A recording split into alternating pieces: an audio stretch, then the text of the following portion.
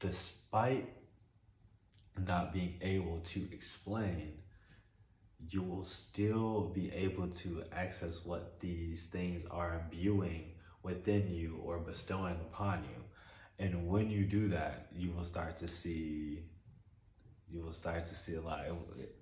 It's I actually have no right to tell you what you'll see. It's up to you to do so. But again, working with yourself, working with those elements and refining yourself is what will actually, or working with that idea will start to refine you. And refining you gives you a whole new playing field with what it is you are seeking to think about, create, construct, because you have freed yourself, as we just talked about. And the last one, in our trusting our talents, that you have freed yourself by being authentic to you. You are no longer sitting in the paradigm of work is not fun. Why do you think that? Because somebody else told you that. Or you got into a situation that wasn't. Somebody said that's just how it is. Again, somebody told you that. You creating a new paradigm. I just watched, oh, what was it? The Abundance Code. I told you guys a couple episodes ago.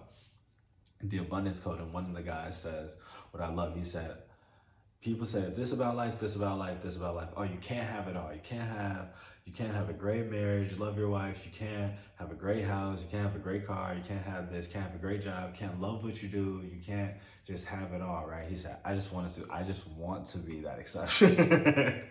I just want to be that exception, right? So when he said that, that switched up everything as soon as he said it. And that's like in the trailer. So I started tripping because I'm like, that's a powerful way to think, and I typically do, but just hearing him say like that, it reminded me of the blessed and highly favored, and saying it does not matter about whatever statistics y'all dropping. It doesn't that does not to say it doesn't apply to me as if like you're just better than all, but it's you just you accept that you won't accept nothing else other than. And so again, playing with that kind of thought and framework will start to mold you differently and start to attract things differently in the way that you start to have a relationship with that idea. So that's the real way that the law of attraction will work with that. And then visualizing is a whole new thing. Again, I told you, your diet.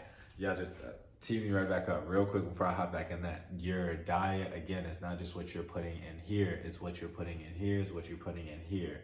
And so as you're doing that, if you keep feeding yourself the same kind of things, you're going to keep getting the same kind of, I'll just say, I don't even say psychic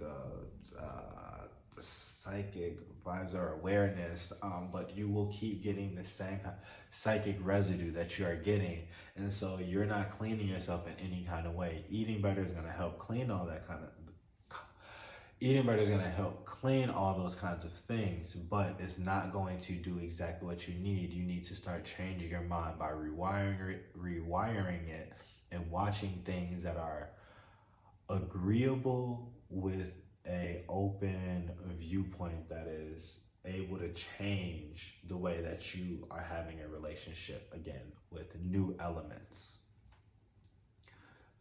Don't be afraid to hold yourself to your highest standards. Love that. But focus on what you can manage and control. Resist the urge to nitpick or criticize others or yourself. I love that. Again, they're on point. I can go into that. We're gonna go into the last slide though. This energy can also reinforce the importance of taking some time for yourself. I like that. Use this opportunity to set up or recommit to your healthy routines and care for your body. Again, I love that we just hit on all of that.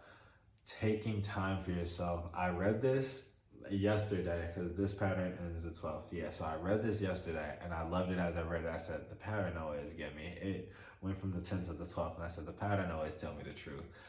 I was thinking and I was taking some time for myself and thinking of ways to already do this. So like I said, God app number 2.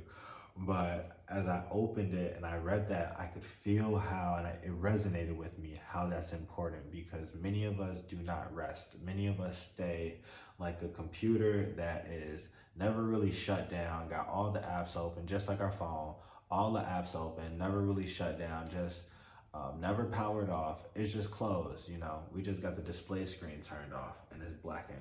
And so all these things, I've been thinking this because the past couple nights my lucid dreaming has been ridiculous.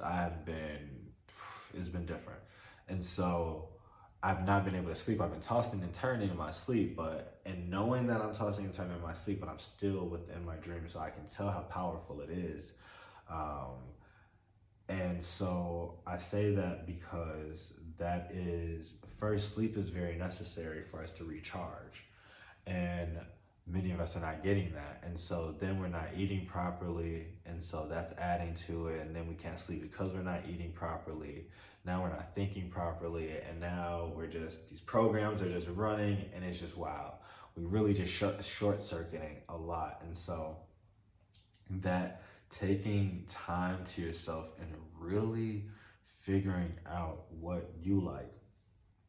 A lot of people, I've picked up a few passengers and they've told me that they were looking for cleansings and healing sessions, and they told me and they talked to me about like their significant other and how like oh, this person was doing this or they did this to me and caught them cheating like this, and they or just don't want to talk to me, or I don't want to talk to them. But it's just so much. And a few of the times just naturally came out and I said it, and it's the truth. When you are with somebody, a lot of times we inherit the other's energy, desires, you know, like eating stuff we wouldn't eat, doing a lot of things that we wouldn't do otherwise.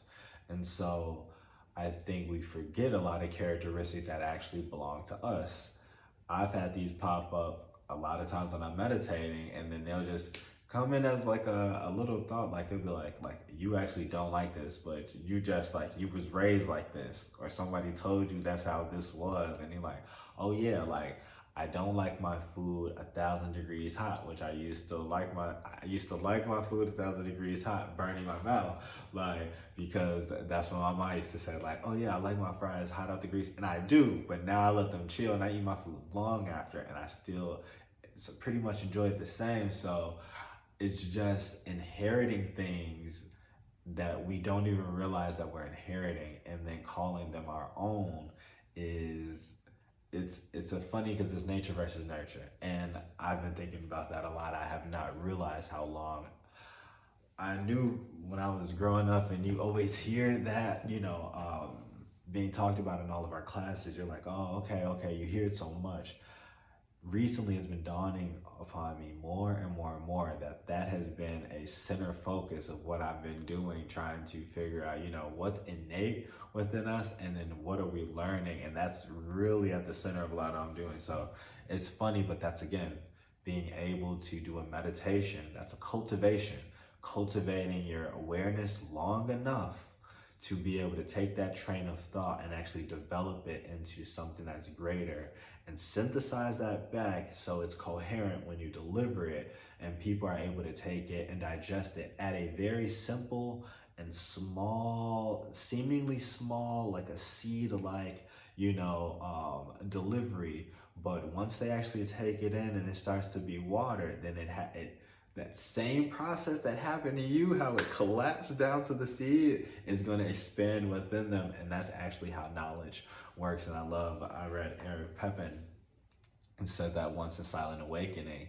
and he was just talking about how the information, it grows like that, it grows almost like a virus, and it does. But I like the seed just falls out, and that's a much better one. And so you collapsing and synthesizing all of that and bringing it to a place again where, like Einstein said, you need to be able to explain it to a 6-year-old. Like if you can't explain quantum physics to a 6-year-old, do you really know what you're talking about? If I can't really explain OBEs and all this spiritual phenomenon to a 6-year-old, I'm just talking.